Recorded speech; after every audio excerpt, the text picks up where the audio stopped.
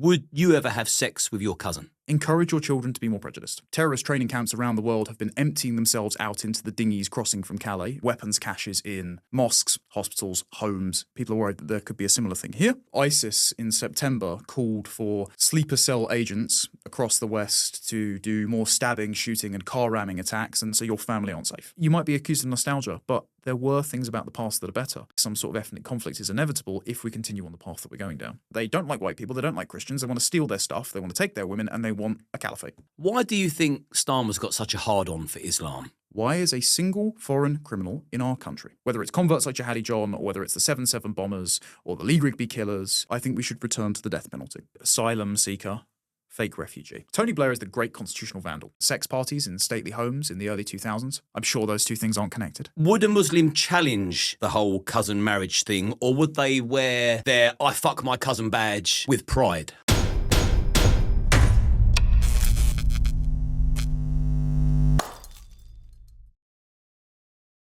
For the last year, I've been working with Ryan from Change, and now they're sponsoring our channel so we can keep bringing you these conversations. Change are the #1 mentoring program that teaches you e-commerce step by step where no previous experience is necessary. Whilst working with Change, I've seen life-changing money be made and community members free up more time to spend with their families.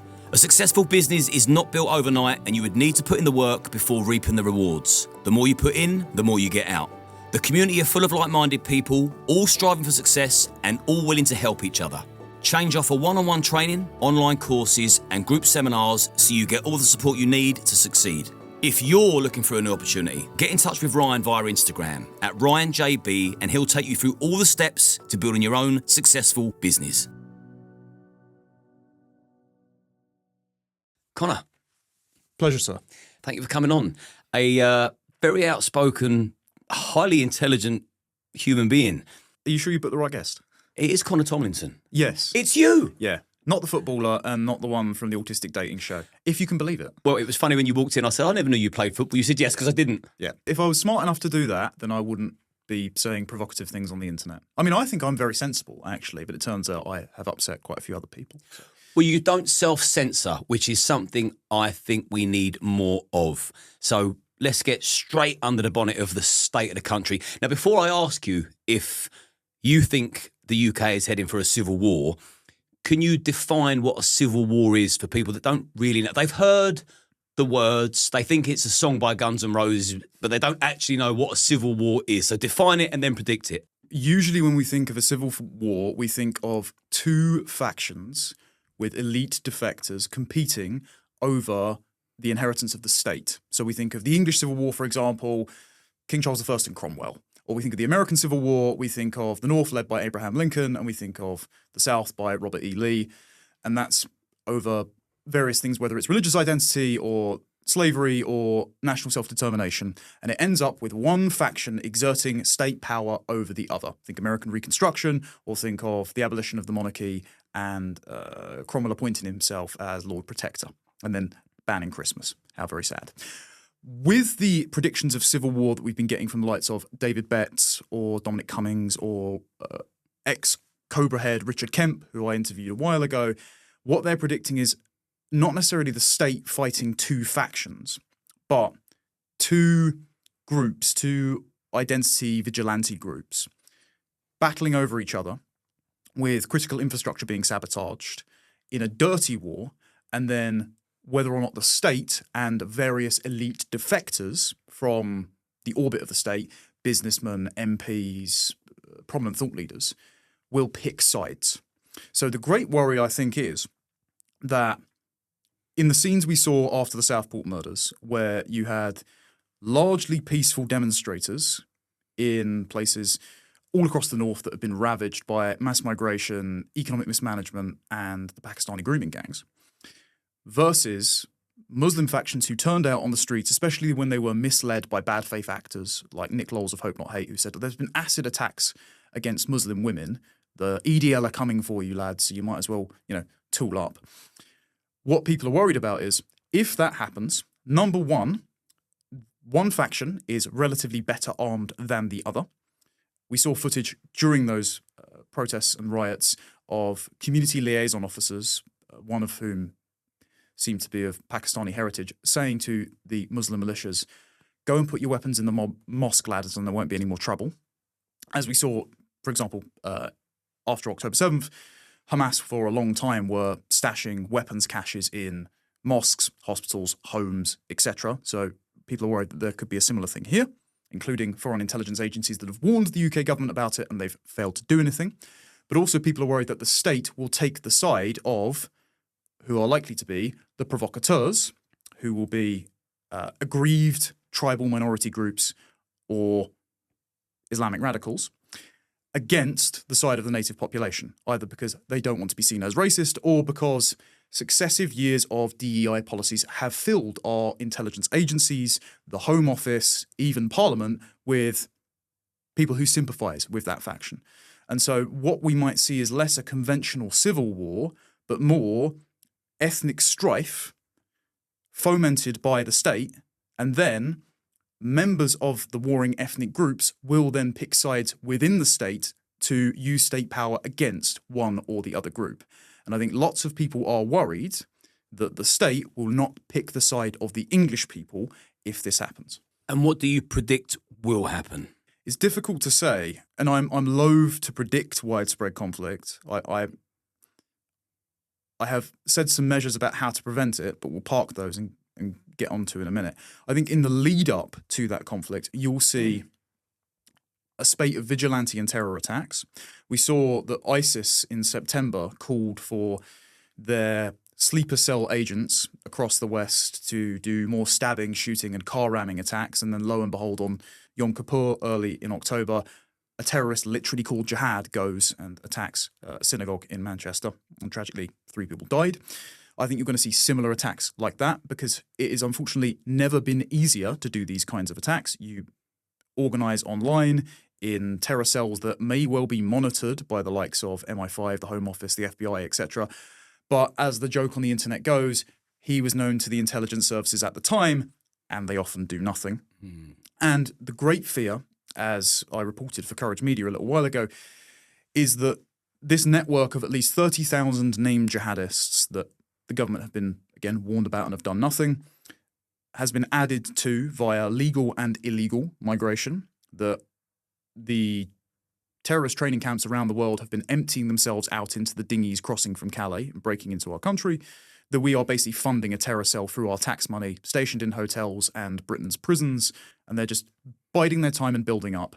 And they can quite easily attack our critical infrastructure because we have gas lines, we have unprotected overhead wires for trains, we have cities that are entirely reliant on inputs from central electrical and water grids, and with a few Molotov cocktails and a few machetes and a few homemade explosive devices, they can cause panic. They can cut off a city like Bane in The Dark Knight Rises, or they can just firebomb dense housing in our cities, and either the intelligence services will do very little about it, or they have spent a long time covering for these kinds of attacks, and so they have inflicted upon us a kind of ideological autoimmune disorder where whenever one of these attacks happens, we don't learn the right preventative lessons, and instead we buy into, we can all hold hands, don't look back in anger. And so that means we're wholly unprepared for it. Why would you not look back in anger? Because you would draw impolite conclusions about cultural differences, how some peoples don't like one another, and whether or not it is completely optional to have people who hate us for our race, our faith, our culture and identity, and will commit impulsive and violent crimes against us in this country at all, whether or not they ever needed to be here in the first place. And of course, this is beyond the pale for a few different political factions. I think this is best summed up actually by our new Home Secretary, Shabana Mahmood, good British name, when she went during Labour Party conference and said, we're seeing a smaller-minded patriotism. Hers is apparently the patriotism of George Orwell. I don't think she's actually read Orwell, because in The Lion and the Unicorn, George Orwell said, a country is defined by its people 100 years ago. If you could show them a magic mirror into the future, would they still recognise their descendants as being of the same country? And I don't think the people in Britain of 1920 would look at Shabana Mahmood and recognise one of their countrymen. But she then said, it is a small-minded patriotism, an ethno-nationalism which says that I, a woman of Pakistani heritage or Muslim faith, cannot be seen as ever truly English or British. And what she is demanding is that we do not recognise differences between people based on their parentage, their ancestry, their origin, their belief system, their family structure, any of these things which form a person holistically. Instead, it demands that we have to see everyone as a blank slate, as completely equal, and that a criminal only commits crimes, or one person is less productive or fortunate than another because of the hidden hand of oppression from somewhere, which then implies that a government who understands that is filled with very clever people and is willing to just take some money from this place and give it somewhere else, can make literally everyone from everywhere equal. That all cultural differences, that all economic disparities, that all gaps in education can be remedied by a liberal or socialist state. And if you say, well, those people don't like us very much, well, this group of people commits crimes at a higher rate than this group of people, well, these people are different from us, and if they do these things that we don't like, they don't need to be here, that breaks that blank slate illusion.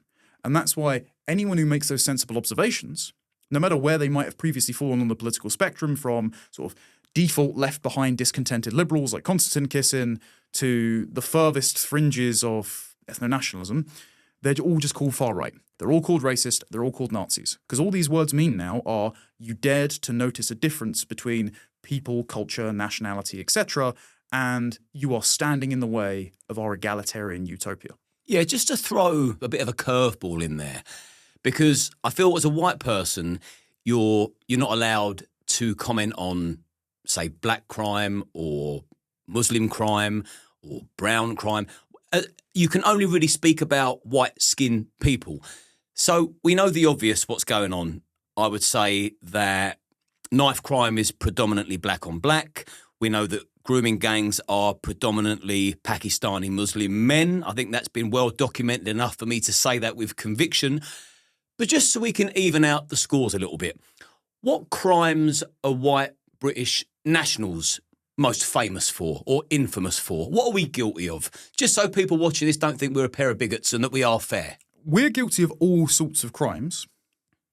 My contention is not even that certain groups are disproportionately culpable for certain types of crimes. So let's say, for example, the majority of sex crimes in this country are still committed by people with British citizenship. Now, we don't actually have an ethnic breakdown because the government refuses to publish it. We only have a breakdown by foreign origin versus British passport.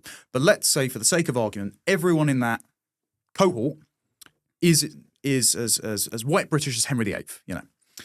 You would expect that in any country, that the majority population commits the majority of the crime. Not all types of crime, unfortunately, as we see in America. For example, black Americans commit both a disproportionate amount and the majority of murders. That's something that community needs to figure out. However, you would expect the majority population commits the majority of the crime. Okay. Even one crime by someone who doesn't need to be in the country in the first place is too many. Because if their presence in our country is an option, then a life never needs to be taken or ruined. We can just simply say, okay, these countries produce men which predictably commit disproportionate levels of crime. It might not be the majority, but as a share of population, disproportionate.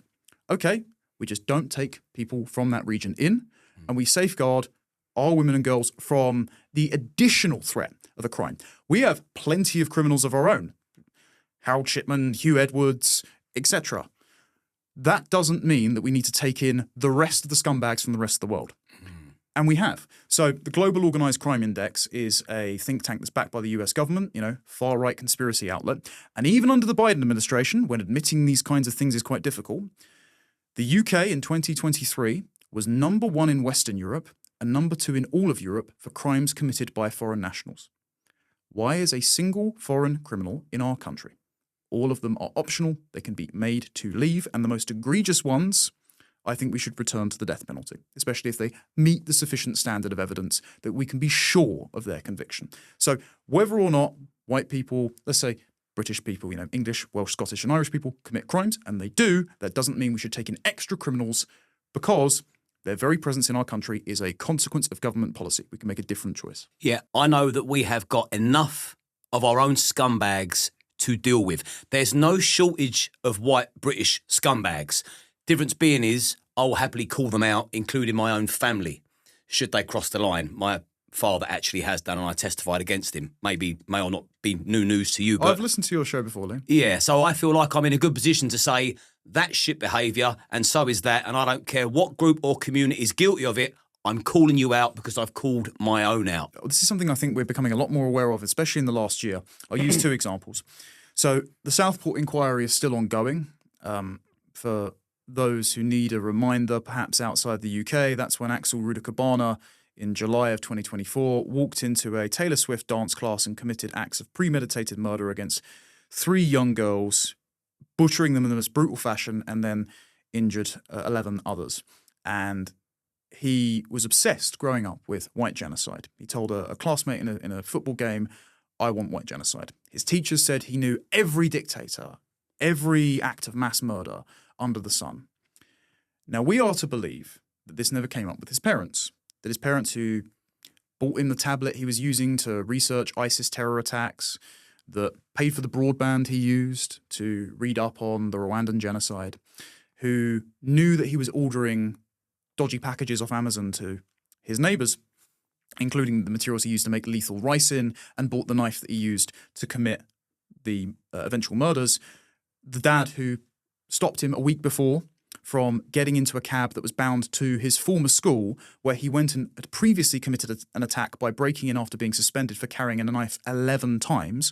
He then broke in as an excluded student with a hockey stick, shattered a classmate's wrist before being tackled to the ground by a teacher. And his dad said, "Not today, Axel, come inside," and then didn't have him committed to the police. We're meant to believe the parents were totally ignorant about this. Well, during the inquiry, it has come to light that Axel's father, who, I remind everyone, was given asylum 8 years after the Rwandan genocide was committed, while living in Uganda, despite serving as part of the Rwandan Patriotic Front, which quelled the genocide, so should be considered a war hero by the sitting government. And Axel's mother is meant to be related to a sitting government minister, so they should be fine. They were given asylum in our country. Their other son is in a wheelchair, and 5 Rotary clubs from Southport pooled their resources to donate money to get him a new wheelchair. I think very commendable thing. They, what should have been a debt of gratitude, repaid it by raising a killer. And then, when he had repeatedly interacted with social services and the local council, his father had texted a social worker saying, "Please don't disclose details about my family to the people in charge of punishing Axel." So they were trying to withhold knowledge about their son's violent behaviour. You or I would not do that. Instead, there is this persistent mentality among other parts of the world, even for some African Christians, unfortunately, like the Rudakabana family, particularly in the Islamic world, particularly in the more tribal world, which has high rates of clannishness and cousin marriage, that says people outside myself, my family, my clan, and in the Muslim sense, the Ummah, the global Muslim race, don't deserve the same moral consideration. Instead, not only are you probably out to take advantage of me, so if I don't take advantage of you, I'm a sucker, but there's no universal ethic. So if this advantages me, my family, my clan, my Ummah, I will do it. And I will lie, cheat, and steal to evade any consequences because I don't recognize you as a moral authority or an equal moral agent. And this is the same with the Pakistani rape gangs. This is why Rupert Lowe got up in Parliament and said, if the families knew this was going on and covered it up, they should be deported. And Labour and Lib Dem MPs, while he was giving a speech, rolled their eyes and then cried racism, blue bloody murder. But we've known from even members of the Pakistani Muslim community that this has happened. The head of the Ramadan Foundation in the Mail in 2016 wrote, "This is a grave moral stain on the Pakistani community," because 3 of his own cousins were convicted and sent away, and he had the courage to speak out. And he said, "The Pakistani community has buried its head in the sand because they, quote, don't want to be seen as siding with the white enemy. There is a unidirectional racial and religious contempt for us and the victims that means there is a conspiracy of silence among the family members of the rapists." This is why in 2024, when a group of men were convicted in Rotherham, as they were sentenced, after the families had heard about what these men had done to children, the daughters of the rapists cried out, "I love you, Dad," and they tried to start fights with the victims outside of the court and be restrained by court security.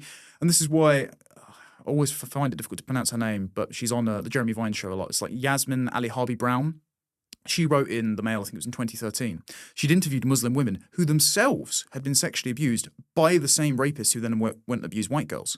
And they had described in horrific detail the things that their husbands had done to them. So deserved our sympathy. And she would then ask, well, what do you feel about the girls that have been preyed on? And they said, well, by Allah, have you seen how they dress? They deserved it.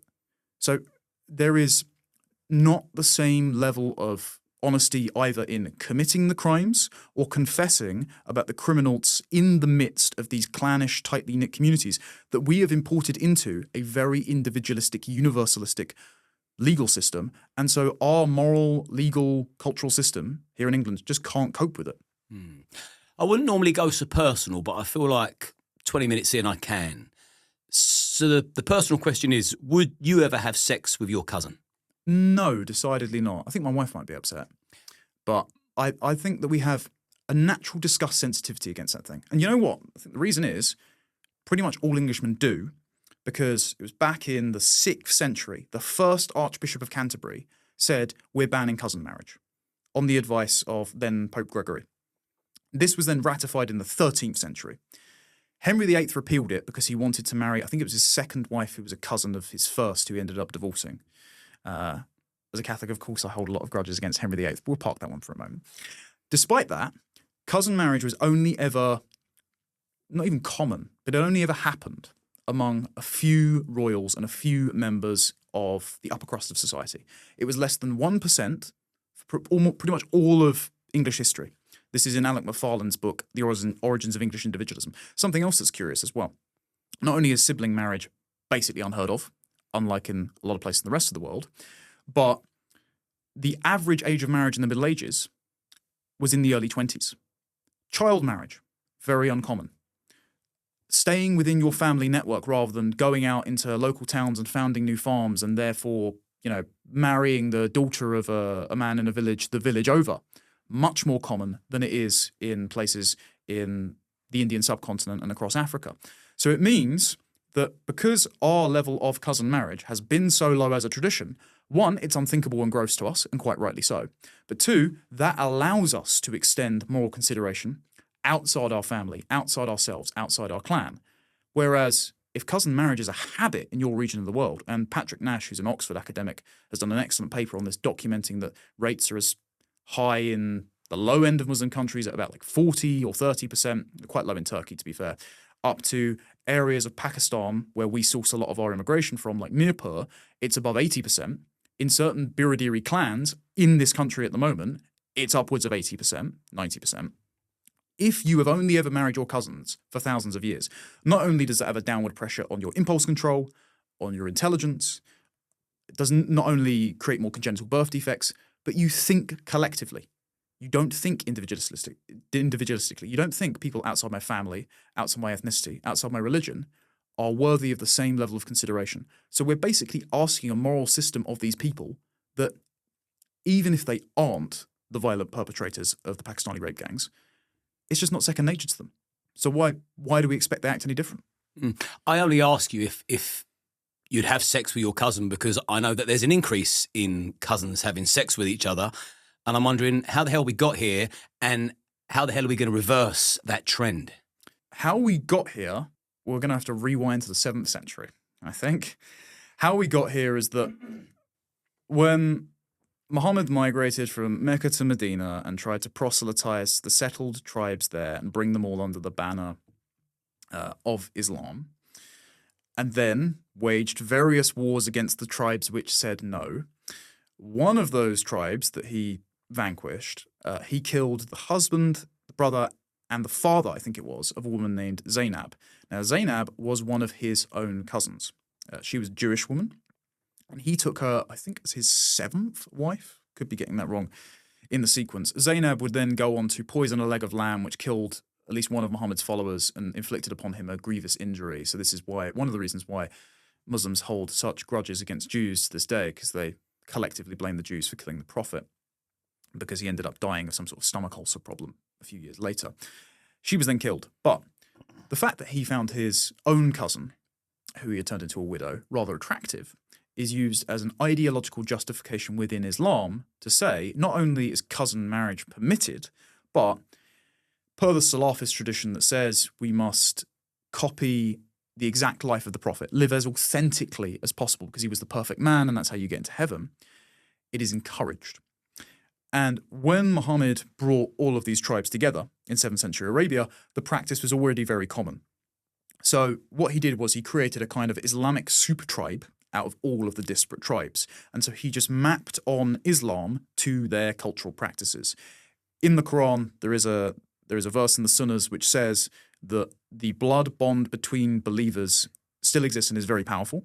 This is why there's an Arabist called Alfred Guillaume, who himself is very sympathetic towards Islam. He's sort of one of these Oxford-educated guys who thinks, calligraphy and architecture is the sum total of Arab civilization. I think there's probably a lot of them in the Conservative Party.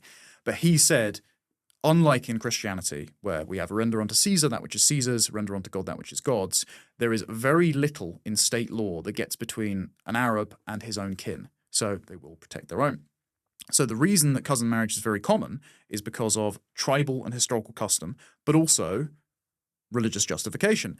And this is why when we see Pakistanis imported over to places like Bradford, Birmingham, Blackburn, etc., they're practicing cousin marriage rates of 46 to 60%, and again, upwards of 80% in some clans. And this is why we see higher levels of congenital birth defects. This is probably why we see higher levels of crime. And this is why we see the networks of the rape gangs connected not just by county lines drug gangs, which is how they then drug and abuse the girls, but it's why we see features like a paedophile honesty box being set up outside some of the businesses and houses used for the rapes, because they're networks of brothers, fathers, cousins, who can all trust each other to keep it in the family. And that's why the conspiracy of silence continues.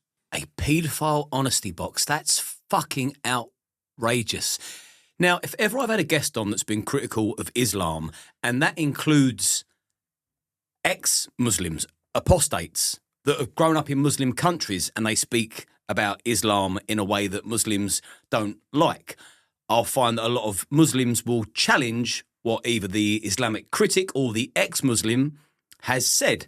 So in relation to cousin marriage and relations, would a Muslim challenge the whole cousin marriage thing, or would they wear their I fuck my cousin badge with pride?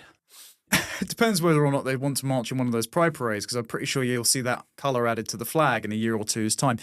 So Stephen Edgington of GB News did a documentary on cousin marriage recently, and there was a practicing Muslim who tried to be a Conservative Party candidate once, who disputed the idea that this is in the Quran, this is justified by Islam.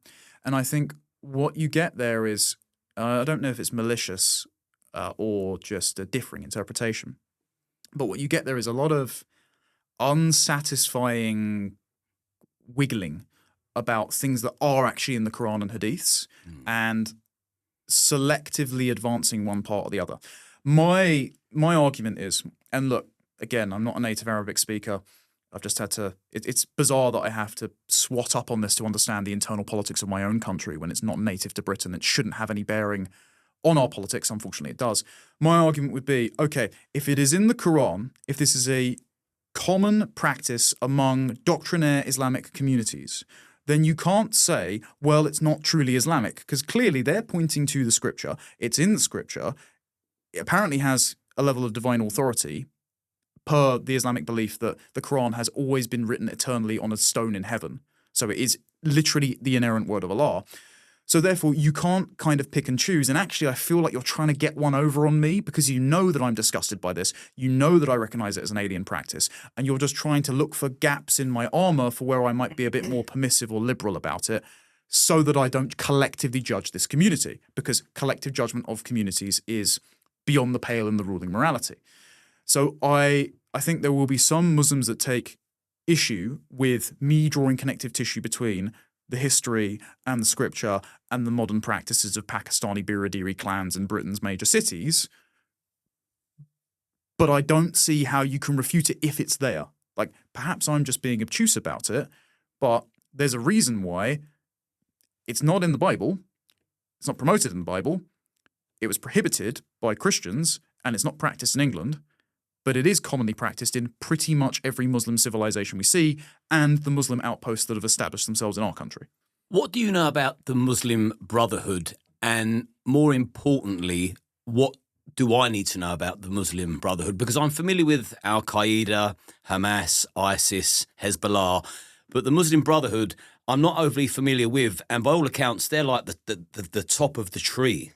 Is this true? They're like the idea nexus for all other terror organizations. So in the 1920s, after the First World War, when the Ottoman Empire fell apart, bear in mind the Ottoman Empire was a force for enslavement, colonization, brutality, and the capture of the Holy Land. So they shouldn't be, their history shouldn't be whitewashed. We're constantly told how evil the British Empire was when we did fantastic works across the world, but you hear very little about the Islamic slave trade, for example, which captured and sold 1.25 million Britons, especially from the Cornish coast, into slavery across Arabia, and comparable levels of Africans as well. Anyway, when that fell apart, thankfully, there were a group of Islamic scholars who were heartbroken about the idea that the caliphate would not come, because there is a desire in all branches of Islam. Perhaps the Sufis might dispute this because they're more mystical, but they're outcasts. But in the dominant branches of Islam, that's Sunni and Shia, who often fight over each other. They're never fighting over their interpretations of whether or not a caliphate will be established, a global Muslim government, essentially, theocracy. They're just fighting over who was the rightful successor in the 7th century. And the Shia believe it was Ali, who is a descendant of Muhammad. The Sunni believe it was someone else. So, anyway, these guys were upset the caliphate might not come. And so they said, okay, we need to create a global network of jihadists to push in all angles via dawah, which is like ideological subversion, spreading Islam via the word, and sponsoring terror networks, spreading Islam via the sword, to ensure that eventually the West, Christendom, will fall to Islam. And they have been the ideological drivers behind exoteric terrorist groups like the Taliban, like Hamas, like ISIS, but they've also been sponsoring various idea laundries like the Council on American Islamic Relations, or according to a 2015 report by the UK government, the Muslim Council of Britain in this country, who are involved in the training, according to a Tony Blair government report, the far right, training the overwhelming number of British imams, and also the madrasas, which then train up the imams. They're also, by the way, trained in Deobandi school of Islam. So that's a subsect of Sunni Islam that was established in the 19th century in India, in Deoband, it's just outside of New Delhi, to, as a political movement, resist the British Raj. So they harbour a kind of ethnic and historical government grudge against the British and the British government, but they've set themselves up in Britain. We wonder why. So the reason for the Muslim Brotherhood's existence is to infiltrate and subvert our respective countries, to idea launder for Islam and also commit acts of terror, and then whenever the acts of terrorism are committed, to then insist that, this is nothing to do with Islam, by the way, there's actually a proper interpretation of Islam. Islam is a religion of peace rather than submission, so that incrementally we walk towards a caliphate. And the Muslim Brotherhood has been banned in many Islamic countries like Saudi Arabia, the Emiratis, Egypt, but not in our country. And you've now even got Emiratis journalists coming over. There was an interview with Camilla Tominey in February of this year, expressing the confusion why we don't ban organisations like the Muslim Council of Britain or Islamic Relief, which they say are idea laundries for the Muslim Brotherhood in our country. And so we've banned them on your behalf so they can't operate in our country, but their headquarters is in yours. What are you doing? So there are even Muslim countries that think we're insane for allowing these people to operate here, but they are. I'm going to touch base on jihad in a minute, but before I get to jihad, Humza Yousaf, do you remember that rant in Parliament? White. Yes, things were far too white, and there was a plethora of things that he listed that were far too white, which if you was to say that in another country, you'd probably get your limbs chopped off. If you said that about Jews, that would be in the rantings of Hitler's table talk. Yes, but someone like Humza Yousaf, and Sadiq Khan for that matter, do we need to worry about those people, genuinely? So Humza Yousaf is a very curious case. Humza Yousaf said he is a son of the soil of Pakistan, while also insisting he is as Scottish as countdown killer, right? So everyone is a blood and soil nationalist for somewhere, it turns out. For him, it's Pakistan. So when he says there are too many white people in Scotland, what he means is we need more Pakistani Muslims in power. This is what Anas Sarwar had said. Anas Sarwar's father, I think, was the first Muslim MP in Scotland. And recently he says we need more Asians, Pakistanis, Muslims in power. Basically saying we need to push the Scottish out of their own domestic politics. That just to me seems like both Islamic activism and ethnic grievance politics. Perfect for the sort of Deobandi Islam activism that's happening in our country now. As for Sadiq Khan, I think that he's more worrisome than some total embarrassment like Hamza Yusuf, whose political career went about as well as him trying to ride a scooter down a hallway. Sadiq Khan dedicated his career as a human rights lawyer to defending every Islamist you know. Sorry, I'll correct myself, because Islamist is a common term that people use to distinguish jihadist radicals from this hypothetical peaceful Muslim majority, to which I would say, well, is the Prophet Muhammad himself an Islamist? Okay, well then the distinction is redundant, isn't it? Sadiq Khan defended every Muslim terrorist you could think of at the time, including the one detained 9/11 hijacker, including advocating for Louis Farrakhan, head of the Nation of Islam, who's called Jews devils and termites, who's condemned white people over and over and over to come to Britain when his visa was blocked. Sadiq Khan's brother-in-law was a member of, I think it was Al-Majroon. So he had signed a charter and he had obviously distanced himself from it. What he didn't distance himself from, though, was calling Muslims Uncle Toms on Iranian state-funded TV while he was an MP in Parliament. Yes. So Sadiq Khan has a long history of backing pretty much every radioactive Islamic terrorist under the sun and taking very hardline opinions on Islam. So it's no wonder why he's advancing with Keir Starmer on camera an Islamophobia definition that would silence critics of Islam, why he's putting up Eid lights across London, why he's censoring the use of the term Christmas market. It's just a sort of winter market now. He is very, very tribal. He is trying to launder ideas on behalf of Islam and make sure that it succeeds at growth in politics. And the only reason that he has a foothold in London, much like Zoran Mandami, who won yesterday in New York, is because the majority of London is now non-English. If you look at the boroughs, it's like the London banana, people call it. It sort of loops up and under. The areas where the indigenous population have been chased out to. They, in the last election, voted for Sadiq Khan's rival, Susan Hall. But the majority of strongholds in London, where they are of immigrant stock, so they're more likely to vote for the Labour Party because they promise them handouts, or they are Muslim majority places like Tower Hamlets, they vote overwhelmingly for Sadiq Khan because it's client politics. It's ethnic and religious grievances against the host population. So he's turned London into his own personal fiefdom, despite his odious Islamic views. And so if we continue to provide demographic and thereby democratic fodder to political Islam, we will lose. And despite the fact that Keir Starmer will be only too aware of what happened in 1979 in Iran with the Islamic Revolution, still with that in mind, why do you think Starmer's got such a hard-on for Islam? I think it's something similar to the reason that the Socialist Worker Party Stand Up to Racism people who were standing in Whitechapel a weekend or so ago when there was a march planned against the Islamic takeover of the area said, there's no need to shout Allah Akbar, we're on the same side, bruv. And then one of the balaclava-clad, impulsive jihadists in question shouted, no, we're not. He went, yes, we are. They don't realize that they will probably end up on the wrong end of a crane if an Islamic revolution is successful because they believe everyone is equal. They believe that if we just lower the Union Jack, put up a few Palestine flags, fund a few mosques, encourage community relations by liaising with community leaders that the government will personally appoint, that eventually, given enough time, they will become indistinguishable from you and me.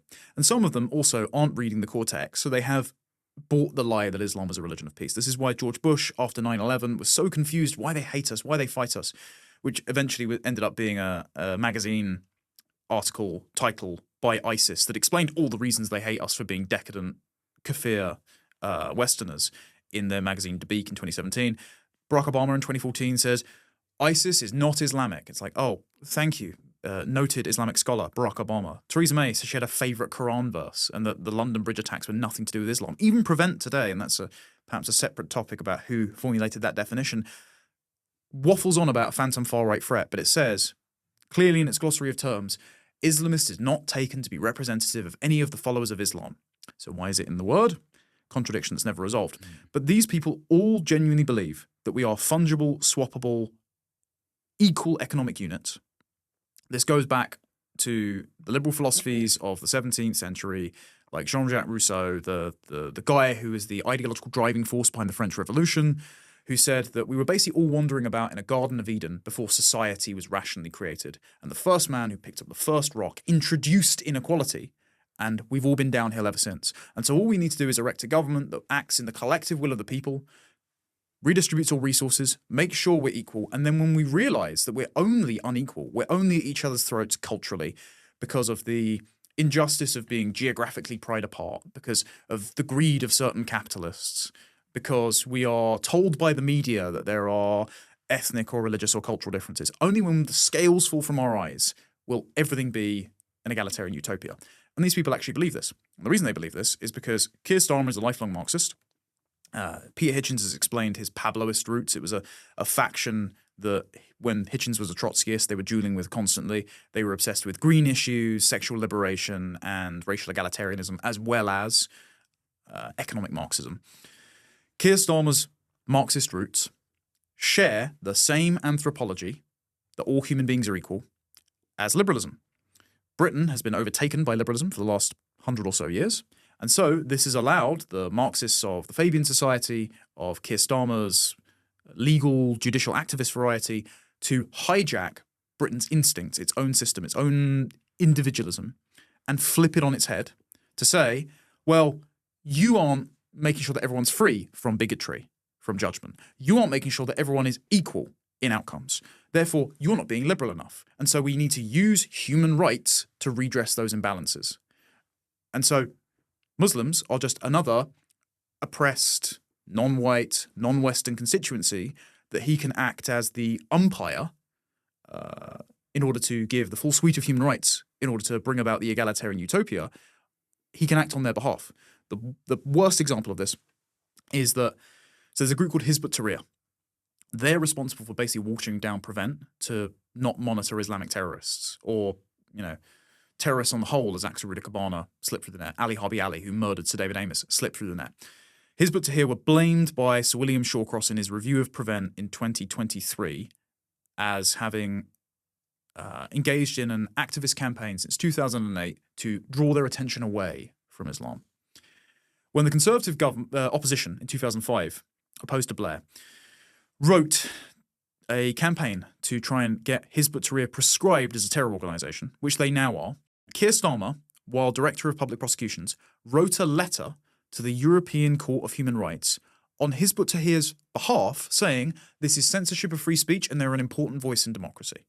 And it's because he believes that he is the ultimate arbiter of good community relations in his total vanity to bring about an egalitarian state. But as you've said, the Muslims don't believe in this stuff. Loads of tribal anti-white minorities don't believe in this stuff. All of the cries about fascism or bigotry or egalitarianism or communism, it's all just window dressing for the fact that they don't like white people, they don't like Christians, they want to steal their stuff, they want to take their women, and they want a caliphate. There's different forms of jihad, to my knowledge. Before I ask you if you think we're seeing jihad in the UK, can you define jihad for me and the audience and the different forms of? The version of jihad that is advanced by Islamic apologists, including the Muslim Council of Britain, who via their Centre for Media Monitoring, they inform Ipsos, the press regulator, they give seminars to the BBC, ITV, Sky News, News UK as well, like the Times and places like the Sun. They say that, well, you can't describe terror attacks as acts of jihad because they're nothing to do with jihad. Jihad is individual, internal, spiritual struggle. That struggle is against something called fitna. So fitna is opportunities for temptation. Someone really good to read about this is actually Ed Hussein, the ex-jihadist. He founded the Quilliam Foundation with Majid Nawaz, who did the research into into the grooming gangs, and they found that the majority were Pakistani perpetrators. They were called far-right racists. They've been utterly vindicated. Ed Hussein wrote a book in 2021 called Among the Mosques. And because he is a second-generation Indian, I think he's a Sufi Muslim, he was able to walk around and go unnoticed in mosques all across Britain. And he spoke to young Muslims, and they would constantly say that the Western world presents too many instances of temptation. Like, there are bars on every street corner, there are women coming up on my Facebook feed, there are bikinis on the beach. We've got to avoid this, we've got to stamp it out because it tempts me to sin. And jihad is the struggle internally, according to them, against temptation. But this quite quickly leads as a factor to radicalization and towards what Ayaan Hirsi Ali would call cocooning, basically insulating yourself in Muslim encaves and doubling down on practices like FGM to face veiling to banning music and dancing because it's a form of temptation. Jihad goes from internal spiritual struggle to a constant crusade against the outside world for presenting you with opportunities for temptation. And this is why we get so many jihadists, violent jihadists, who are homegrown. Whether it's converts like Jihadi John, or whether it's the 7/7 bombers, or the Lee Rigby killers, or the London Bridge attackers, or they're the sons or first-generation refugees. This is also something that a member of Manchester Council had said about the mosques in Manchester to Hussein. He said, when you go to the mosques now, they're being overtaken by guys from Syria and Libya and Iraq and Afghanistan, and then second-generation Muslims who are taken in by their calls for radicalism because they've seen violence. They're used to doctrinaire Islamic State. They come over to the West. They're surrounded by women who are dressing immodestly and talking to men and aren't walking 10 steps behind them. And they're thinking, this is literally hell. I need to wage jihad to prevent fitna.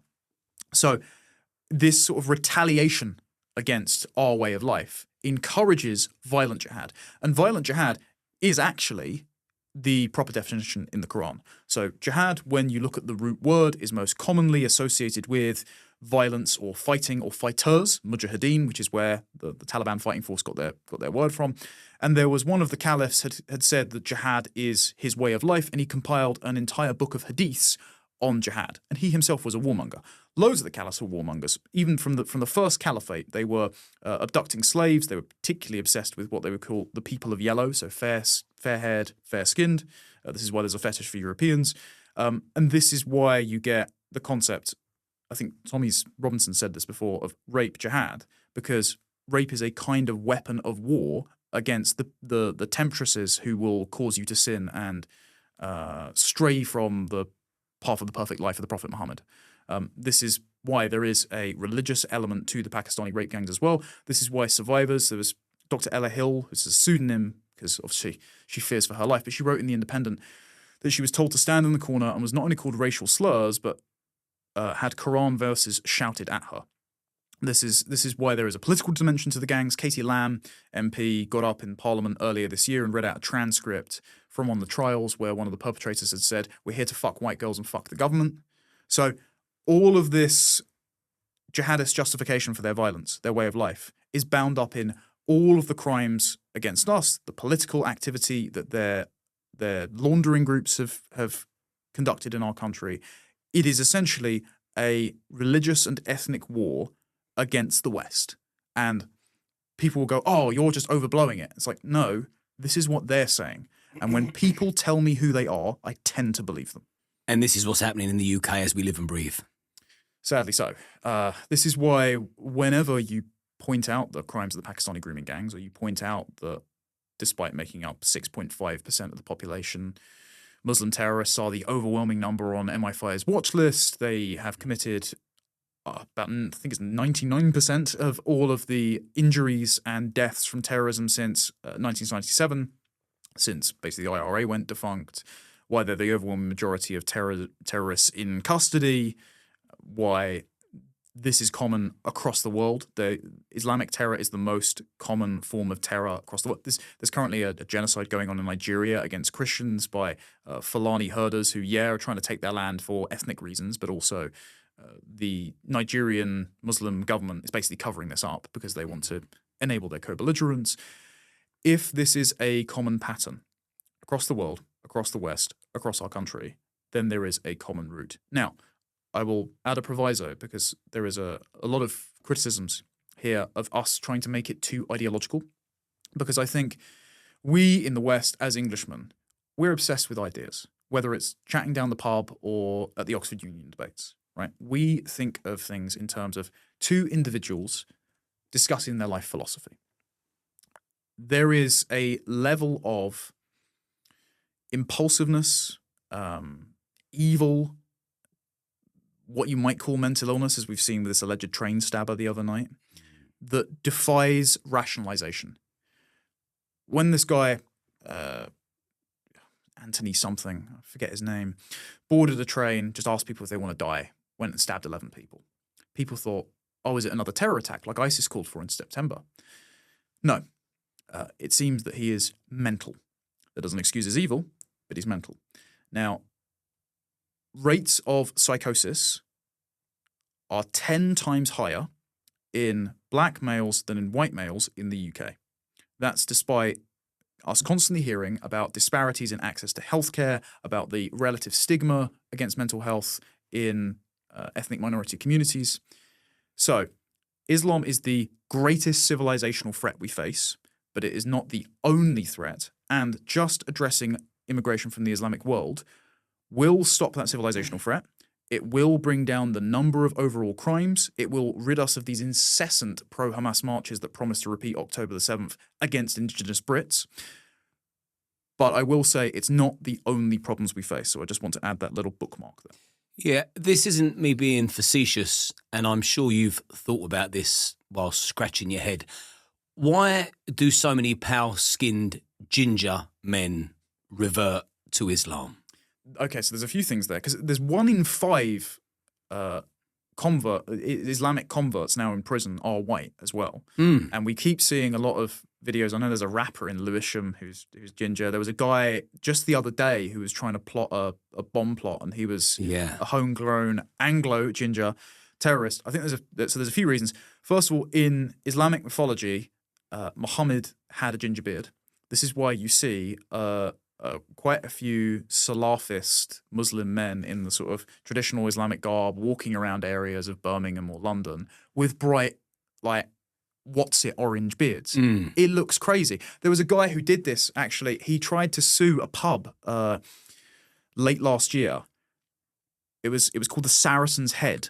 And the guy who tried to sue it had previously been investigated for terrorism, and he had one of these bright orange beards. So they're trying to emulate, in the perfect man fashion, Muhammad. And so if you induct yourself as someone of low status, who's not particularly desirable, who've maybe been bullied a bit for being ginger growing up, into a religion that suddenly confers value on you, well, it's a bit like being an ugly bloke who can't get a girlfriend, and then you induct yourself into the trans community, and it's like, oh, you're brave and you're beautiful and you're a stunning woman. And then, of course, this has a ratchet towards radicalization, because throughout the hadiths, there is the promise that if you are a martyr, if you commit jihad, you will be rewarded with virgins in heaven who never get tired of you having sex with them, who never get pregnant, who never get diseases, and you will be fed on large platters the fruits of paradise by young servants. If you think, well, I can't really get a girlfriend, I'm not that good looking, I was picked on for being ginger growing up. If you think, well, this religion's offering me everything, what do I have to lose? That might be a draw factor for those alienated young men. Illegal migration. Do you think the flooding of the UK with unvetted men from countries with ideologies very different to ours, and the flooding of our hotels now spanning over the entire United Kingdom, do you think that's done by design?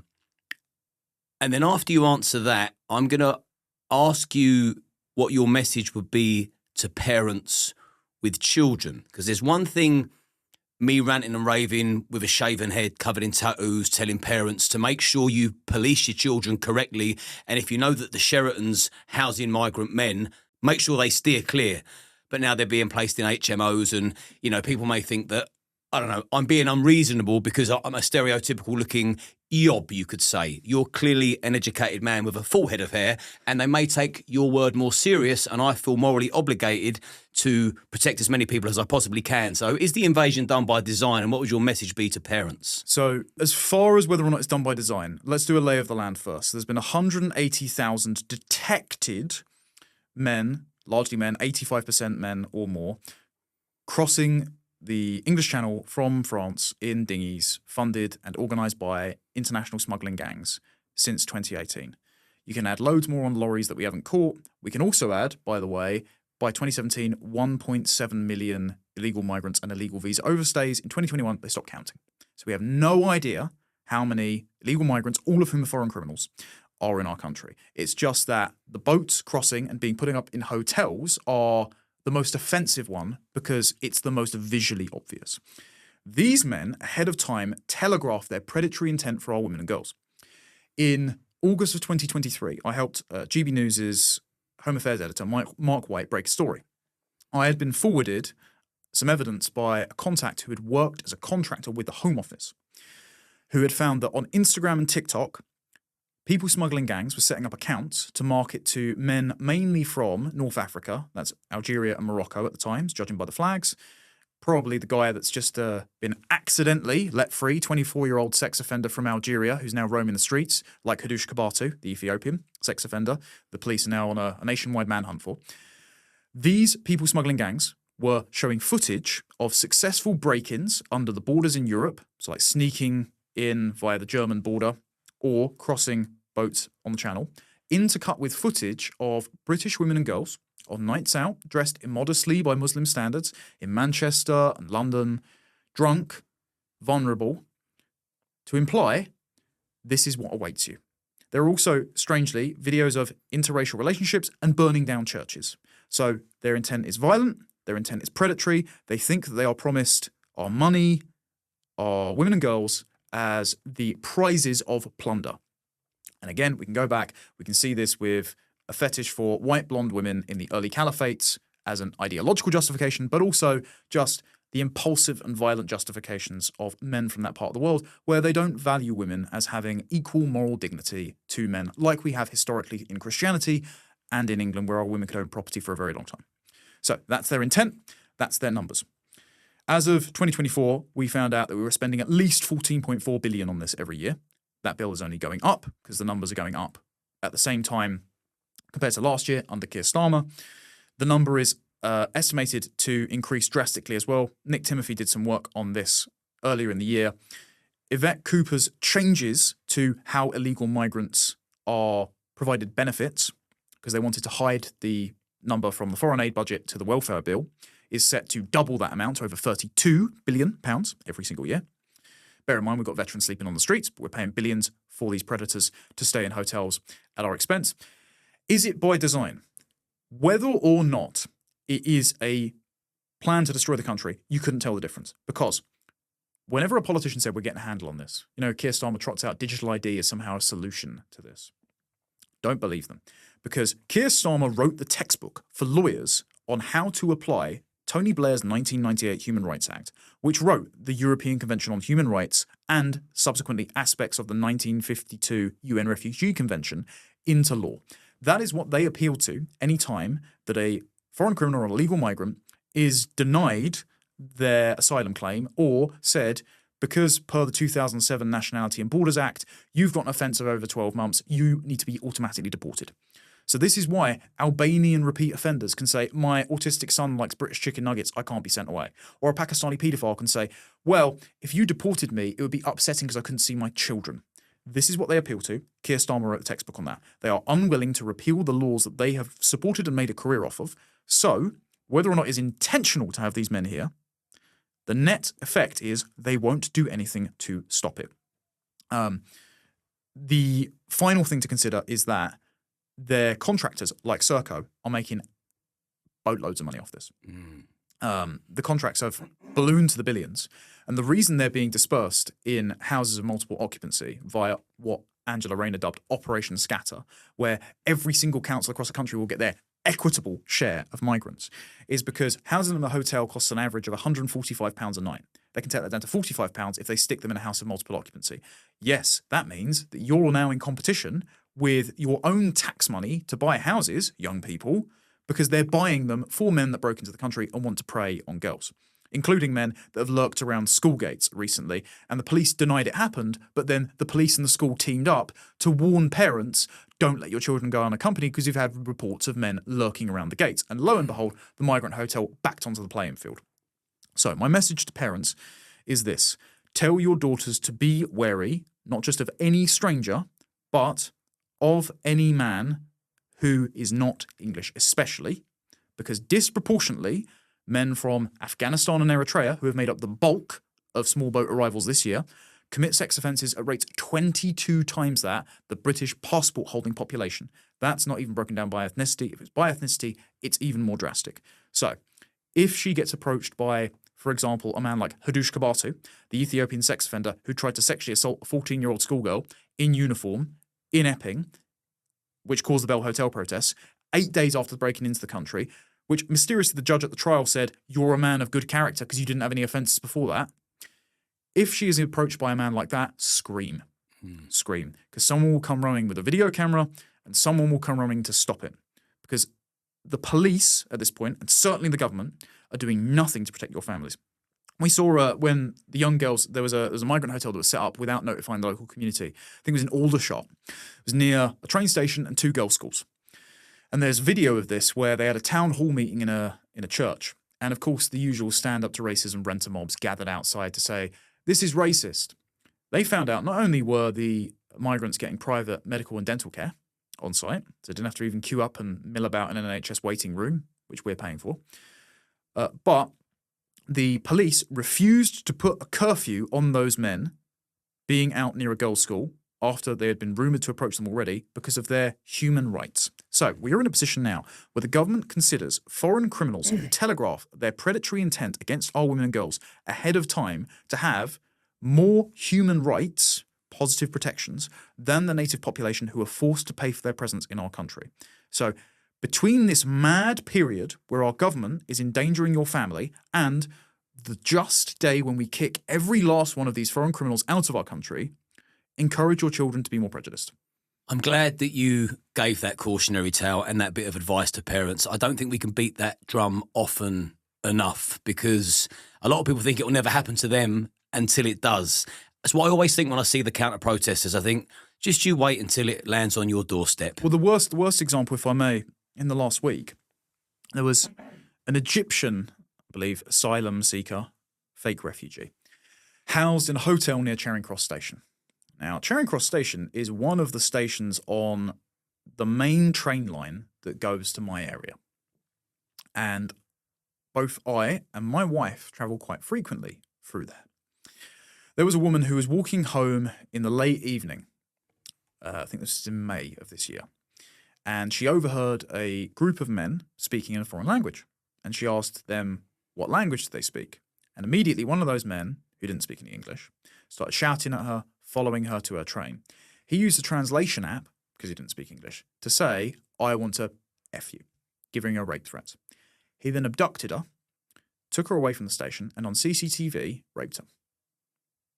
Charing Cross Station, one of the busiest stations in London in the evening, as she was going home from work. So if your family members travel through these areas, I'm just saying now, they're not safe. And currently, because the trial is ongoing, I think we can be safe to say that he probably did it given he's on CCTV. His lawyer, who themselves is of immigrant heritage, is saying he should be given bail, unleashed on the streets, not be held on remand, because he has anxiety and claustrophobia. Now, I happen to think that his victim, whose life has probably been ruined, probably felt a bit uncomfortable and confined when he was sexually assaulting her. But the entire human rights apparatus in this country exists to give more consideration to the criminals, because remember, they only committed a crime because we were racist, we didn't give them enough housing or job opportunities, more consideration than their victims. And this is something that Zoe Williams, I know I'm going on, I'm sorry, in The Guardian wrote about the protest that started in the summer peacefully with the parents of Epping. She wrote about Hadush Kabatu, who's now been convicted. She said, well, put yourself in their shoes. Wouldn't it be really hard to integrate if the majority of the public didn't want you in their country? If you had protests outside your hotel every day, wouldn't you be inclined to commit crimes? Translation. Because they protested after he committed the crime, because people don't want unvetted foreign men who declare their predatory intent ahead of time, breaking into their country and house at their expense, well, what can we do but expect them to commit sex acts against children? That is what the government, that is what the media class that make excuses for them, that is what human rights lawyers think, and so your family aren't safe. You're very critical about Islam and its literature. Are you ever concerned that there'll be a fatwa put on you? I haven't been notified about it, but so one of the main outlets I write for is Courage Media, and it was founded by Ayaan Hirsi Ali. For those who don't know, Ayaan was born in Somalia, lived in Kenya and Saudi Arabia. Her dad was imprisoned by the Somali communist Islamic government. She then fled a forced marriage, ended up in the Netherlands, became a member of parliament, and tried to make a documentary with a man named Theo van Gogh about the treatment of Muslim women in these enclaves. She has a lot of very interesting insights, for example, about how even things as commonplace as consideration for public spaces, littering, noise pollution, is not common in Islam because they believe that literally every single action is foreordained by Allah. So you don't have to do tiny acts of kindness or virtue because your fate has already been determined. And so when confronted by Dutch people who are living with Somali refugees, why are you throwing your gum wrappers on the ground and why are your children racing around at the dead hours of night and you're not taking care of them, they go, Inshallah, it's God's will. As in, it's in his hands, I don't have to do anything. So these are just these small mindsets that she could explain to people. When she was making that film, the director, Theo, was murdered by jihadists. He had his head cut off, he was stabbed to death, and the fatwa against her was pinned to his body by a knife. She lives with permanent security, has done for nearly 20 years. I've worked with Ayaan, appeared on camera with her multiple times. I don't have the money for private security. I don't have my family in the public eye because you never know when some complete head case is plotting away at you, like they did with Sir David Amos. Sir David's killer had stalked multiple Conservative cabinet ministers, including Michael Gove, who continues to make excuses for Islamic immigration, but we'll park that one for a moment, because of his stance on the invasion of Libya. And he went up to him in the constituency surgery, no security, stabbed him to death in front of everyone, calmly sat down and awaited to be arrested. Now, I've never been recognised and threatened in person. I'm sure there's plenty of people that hate me online. But the only alarming instance I had was a woman who was well-meaning, but not all there, back when I used to present the show at lotuscaesars.com, had followed me across the country to the train station and waited outside to meet me, to proposition me because she fancied me. This is not a brag at all.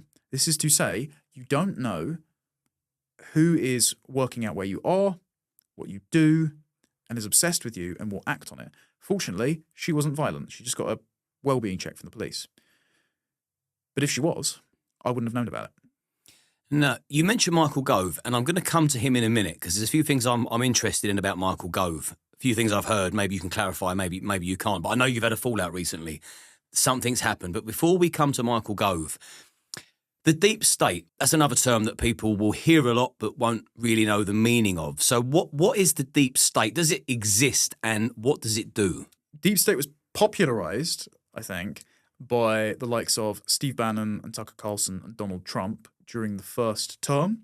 And this is because there are permanent civil servants and bureaucrats in government who will engage in what is called malicious non-compliance, basically frustrating your agenda by losing a few papers or leaking to the press or saying, oh no, minister, this particular part of the civil service code means we can't reduce migration because we have to rely on independent advice from the Treasury that says immigration improves the economy. So you're going to crash the economy if you reduce immigration, so we can't enact our manifesto pledges. Basically, the deep state describes a permanent, unaccountable, unelected government who cannot be fired or replaced by elected ministers who ensure that the government is based on a set of railway tracks only ever going in one direction.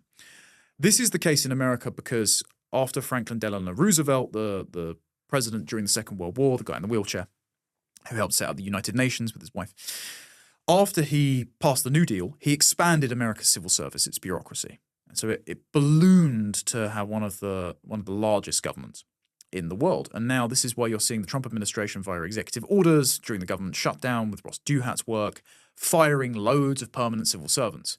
One great example was during the State Department sacking, I think it was 1,500 civil servants and bureaucrats.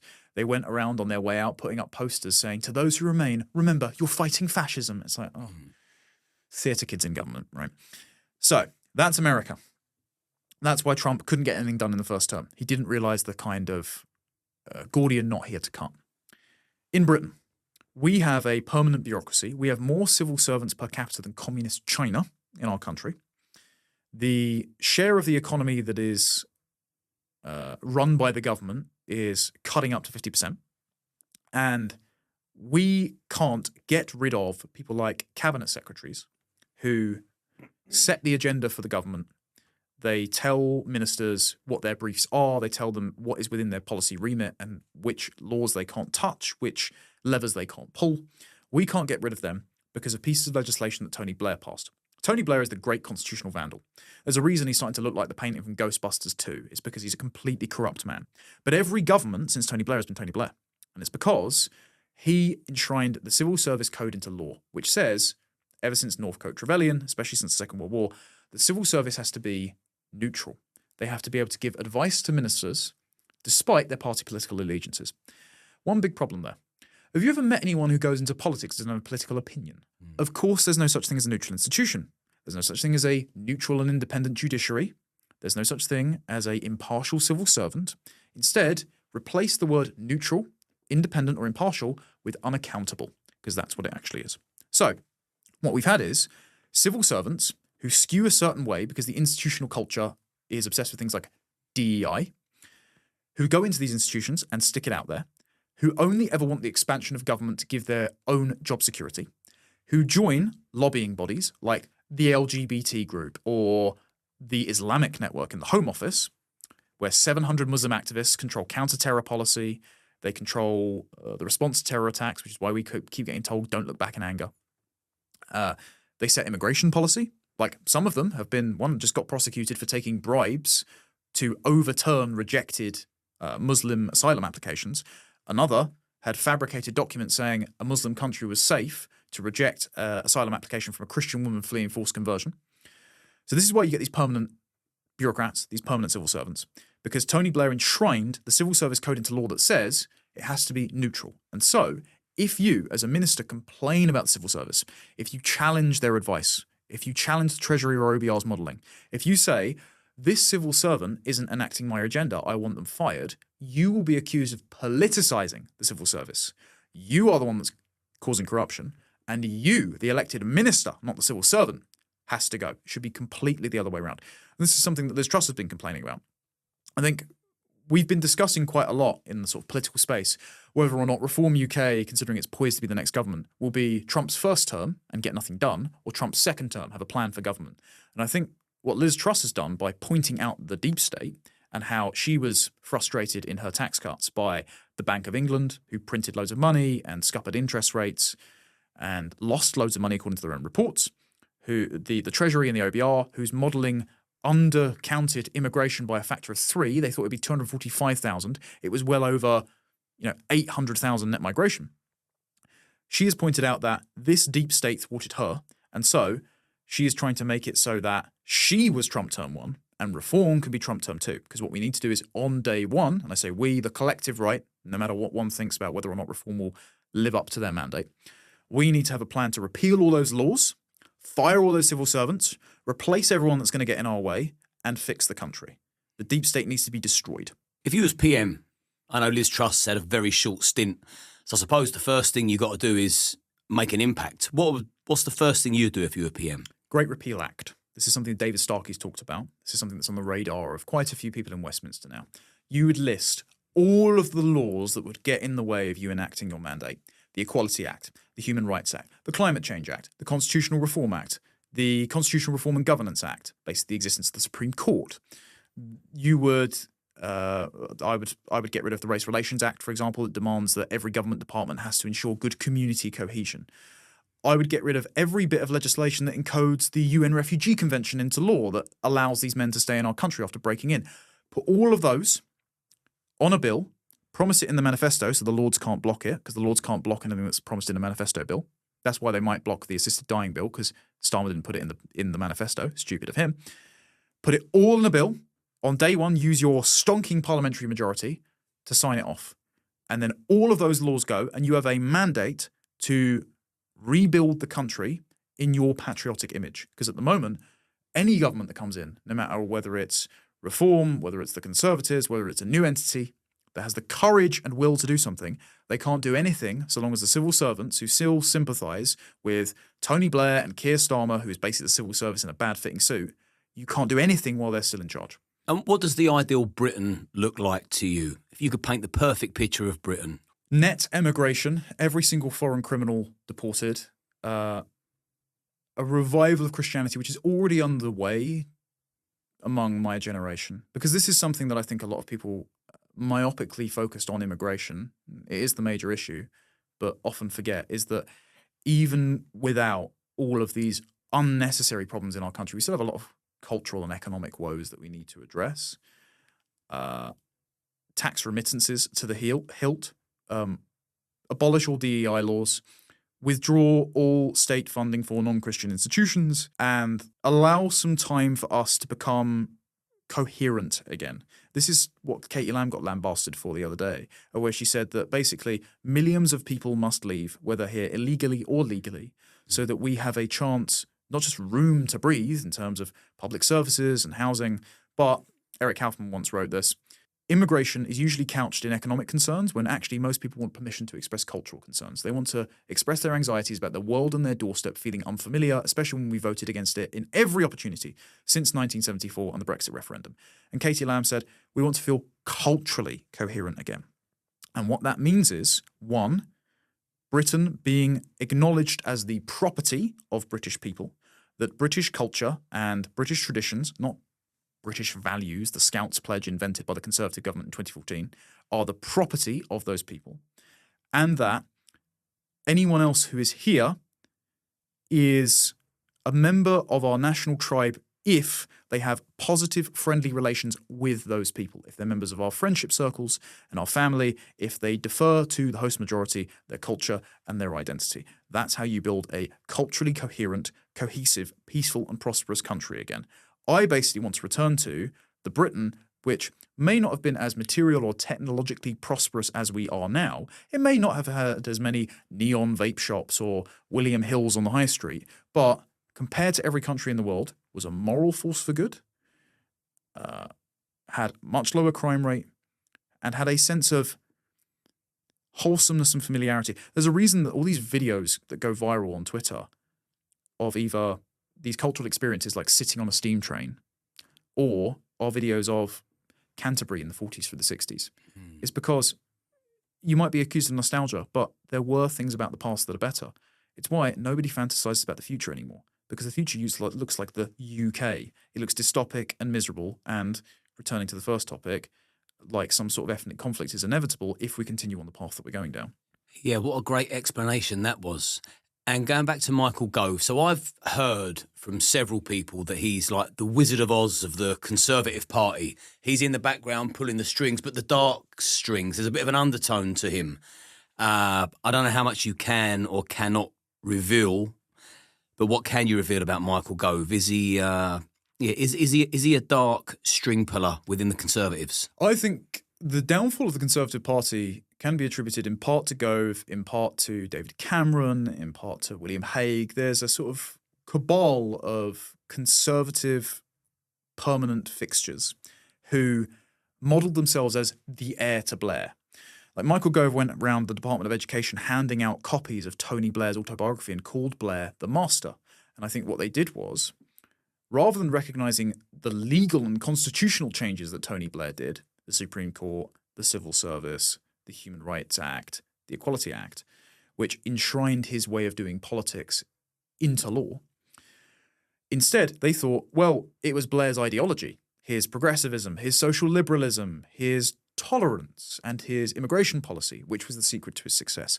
So they didn't do anything to unpick the laws that Blair put on the books that forced them to do that, and they doubled down on the progressive values that the country, by and large, didn't want, whether it was championing LGBT, under Boris especially, the total farce of there was an MP who fled the scene of a car crash because he had a late night liaison with a man despite being married to a woman.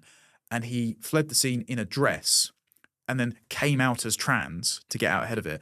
And Boris Johnson during PMQ said, we have our first trans MP and we're proud that it's in the Conservative Party. Mental, right? Boris is another one of these guys. Whether it's migration, insisting there's no such thing as ethnic identities indigenous to British Isles, that literally anyone who's like walk through the passport gates of Heathrow and Gatwick or step off the beach at Dover are as British as you and me, and you're a bigot if you don't notice otherwise.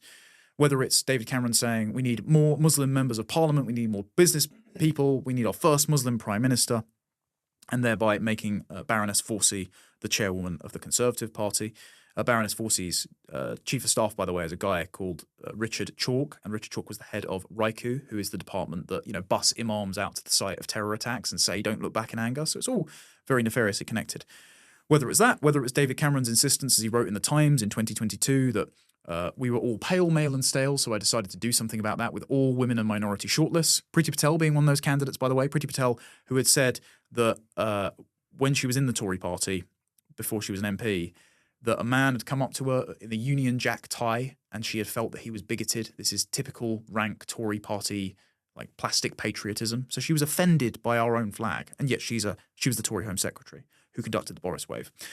Whether it's all of those things, whether it's social progressivism, whether it's just they want to be in power and so they're desperate to control who the eventual prime minister is, pushing Rishi Sunak to the fore even though he wasn't popular, helping Kemi Badenoch throughout her career. She worked at The Spectator.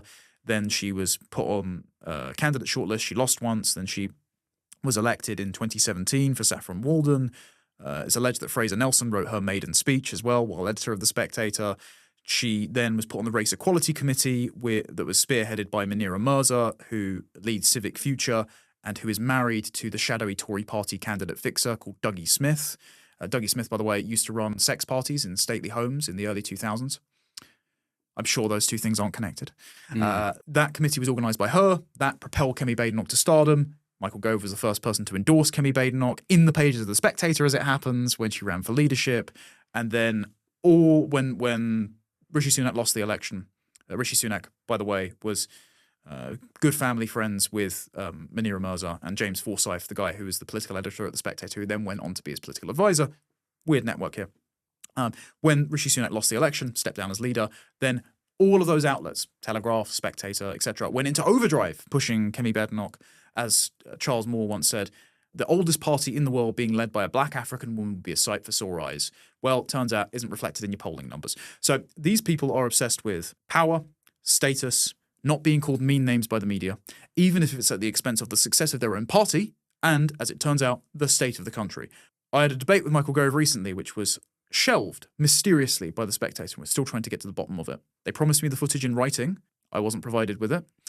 Anyway, during that debate, I said to him, not only did we not want your immigration policy, Michael, but I am hard-pressed to think of one single good thing that the Conservative Party did throughout 14 years in government, and that's half my lifetime. And if you think I'm a radical, if you think that my politics are beyond the pale, if you think I'm too blunt, that I'm inflammatory, that I'm provocative, as he said, consider that I am a product of what you did to the country. Your government is the most influential force on the lives of young men like me who were born after 1997, after Tony Blair changed the country, after you continued his radical revolution. And so if you don't like what young men in this country have to say about your government, maybe you shouldn't have done it. Before I ask the final question, possibly could be the most important question, certainly where you're concerned, where can people find you? And I will put the links in our description. What platforms do you use to do your pieces to camera and your influence in? So I'm on YouTube, just under Connor Tomlinson. I waffle on for hours, as they've probably gathered by now. I write for Courage Media. I also write on a Substack that's just under my name, or Tomlinson Talks. And I am constantly on X at con_Tomlinson. Okay. So I'll put those links in there. And before I ask Connor the final question, please like and subscribe to the channel so I can keep bringing you these interesting conversations. And I'm sure you'll agree this conversation has been unbelievably interesting. I'm kind of blown away by your attention to detail. I'm grateful, thank you. Yeah, I've thoroughly enjoyed this. I'm looking forward to your return already, because there's so much more I'd like to talk to you about. But I think a 90-minute window is good for everyone.